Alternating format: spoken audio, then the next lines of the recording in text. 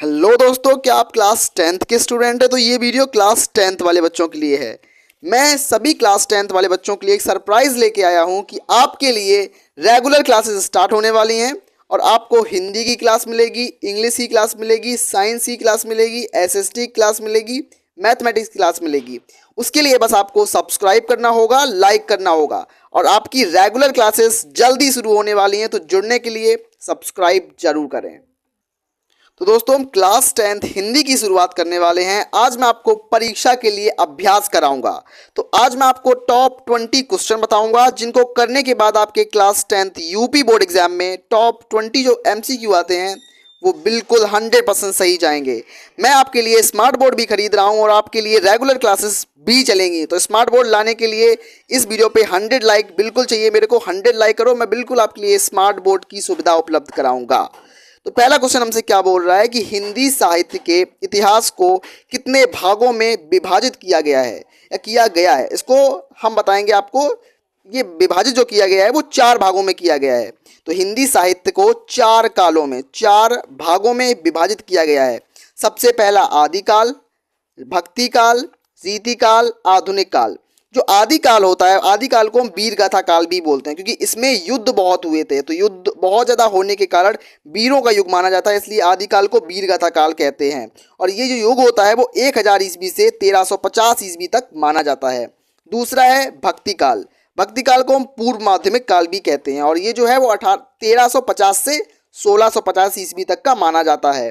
तीसरा जो काल होता है हमारा, ये बहुत बेसिक इन्फॉर्मेशन मैं आपको दे रहा हूँ। आपके लिए जल्दी स्मार्ट बोर्ड पर क्लासेस शुरू हो जाएंगी, तो उसके लिए आप लाइक करो, सब्सक्राइब करो और दोस्तों को शेयर करो।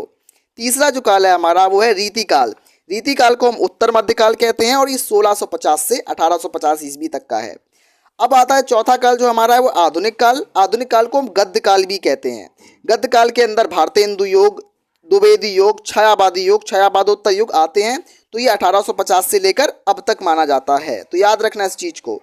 अब मैं आपसे तीसरा नंबर क्वेश्चन कराऊंगा। मैं आपको मोस्ट इंपॉर्टेंट क्वेश्चन करा रहा हूं, जो आपके क्लास टेंथ के मोस्ट इंपॉर्टेंट क्वेश्चन है, वो क्वेश्चन मैं आपको करा रहा हूं। क्वेश्चन मुझसे क्या बोल रहा है कि वीर गाथा काल के 4 प्रमुख कवियों और उनकी रचनाओं के नाम लिखो। तो वीर गाथा काल के 4 प्रमुख कवि और उनकी रचनाएं निम्नलिखित हैं। पहली रचना है चंदर बरदाई। पहली जो कवि है, कवि का नाम है चंदर बरदाई। चंदर बरदाई की जो रचना है वो है पृथ्वीराज रासो। क्या रचना है? पृथ्वीराज रासो। तो पृथ्वीराज रासो जो है वो रचना है चंदर बरदाई की। दूसरी है बीसल देव रासो। ये नरपति नाल्य की रचना है। किसकी रचना है? नरपति नाल्य की। तीसरी रचना है परमाल रासो। ये जगनिक की है। किसकी रचना है? जगनिक की है। जगनिक की रचना परमाल रासो। जय मयंक चंद्रिका, जस चंद्रिका, तो ये किसकी है? मधुकर की। ये किस काल के कवि हैं? आदि काल के। तो चंद्र बरदाई की रचना का नाम पृथ्वीराज रासो। पृथ्वीराज रासो जो है वो प्रथम महाकाव्य है। क्या है? प्रथम महाकाव्य। तो हिंदी का प्रथम महाकाव्य पृथ्वीराज रासो। कौन सा है? पृथ्वीराज रासो। ये इंपॉर्टेंट क्वेश्चन है, इसको स्टार मार्क कर लेना, आपके बोर्ड एग्जाम में आ सकता है।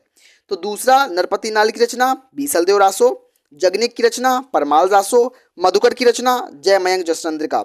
मैं आपको बार बार रिवीजन क्यों करा रहा हूं बच्चों? मैं आपको रिवीजन बार बार इसलिए कराता हूं कि आपको यहीं पर पूरा जो कॉन्सेप्ट है वो यहीं पर याद हो जाए, क्लास के अंदर ही समझ में आ जाए सबको सब कुछ। इसलिए मैं आपको बार बार करा रहा हूं ये सब चीजें। तो ये हमारा चौथा क्वेश्चन हमसे क्या बोल रहा है कि आदिकाल की 4 प्रमुख प्रवृत्तियों के नाम बताइए, मतलब 4 प्रमुख विशेषताएं बताइए। तो आदिकाल की जो विशेषता है, 4 विशेषताएं हैं। आश्रयदाताओं की प्रशंसा, मतलब जो राजा महाराजा होते थे उनके घर में बहुत सारे नौकर या सेवादार बहुत रहते थे, तो उनको आश्रय मिलता था। तो आश्रयदाताओं को प्रशंसा मिली इस युग में, आदिकाल में।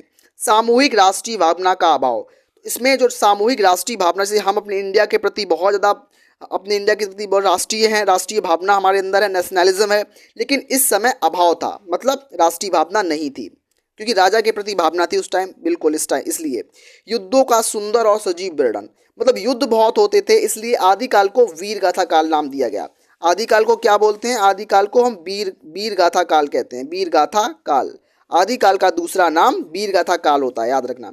तो वीर रस में इसकी बहुत प्रधानता होगी। तो इस काल में वीर रस मिलेगा, युद्ध मिलेंगे, राष्ट्रीय भावना का अभाव मिलेगा और आश्रयदाताओं की प्रशंसा होगी। तो बढ़ते हैं आगे वाले क्वेश्चन की तरफ। तो दोस्तों ये क्वेश्चन जो मैं आपको करा रहा हूँ आपको, ये क्वेश्चन 2016 में आया है और यूपी बोर्ड 2016 10th क्लास में आया क्वेश्चन। ये क्वेश्चन क्या बोल रहा है कि रीतिकाल यानी कि उत्तर मध्यकाल कि किसी एक कवि का नाम बताओ। तो कौन से कवि हैं? केशवदास। केशवदास जो होते हैं वो रीतिकाल के कवि हैं, इस बात को याद रखना। और मैं 29 नंबर जो आपको क्वेश्चन करा रहा हूँ, 29 नंबर क्वेश्चन है, वो 10th के हिसाब से वेरी इंपॉर्टेंट क्वेश्चन है। ये वेरी इंपॉर्टेंट क्वेश्चन है और ये 2011, 2010, 2009 में फ्रिक्वेंटली रिपीट हुआ है। तो दोस्तों क्वेश्चन क्या बोला गया है हमसे कि रीति मुक्त काव्य के किन्हीं दो कवियों के नाम लिखो।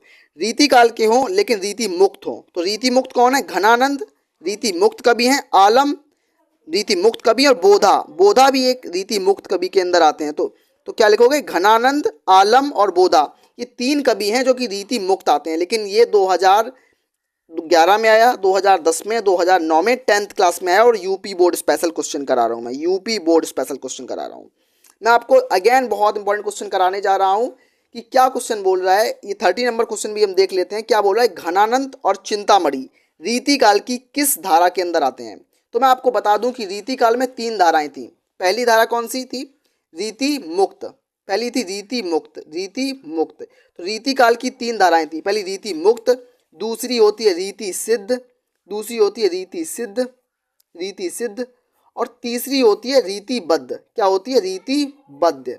तो 3 प्रकार की धाराएं होती हैं रीति काल के अंदर। तो ये पूछा गया है कि घनानंद और चिंतामणि रीति काल की किस शाखा के अंदर, किस धारा के अंदर आते हैं। तो ये दोनों आते हैं रीतिबद्ध धारा के अंदर। किसके अंदर आते हैं? घनानंद रीति काल की, घनानंद जो होते हैं वो रीति मुक्त धारा में आते हैं। घनानंद रीतियों से मुक्त होते हैं और चिंतामणि रीतिबद्ध शाखा के कवि हैं। दोनों अलग अलग काव्य के कवि हैं, याद रखना। रीति काल के किन्हीं 2 प्रमुख कवियों के नाम लिखिए। यूपी बोर्ड 2016, 2013, 2012, 2011 में आया है।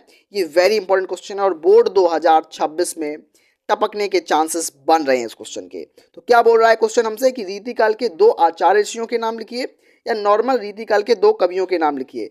मैं जानता हूं आपके एमसीक्यू आएंगे, लेकिन एमसीक्यू को करने के लिए हमें कॉन्सेप्ट को बहुत जरूर पकड़ना होगा।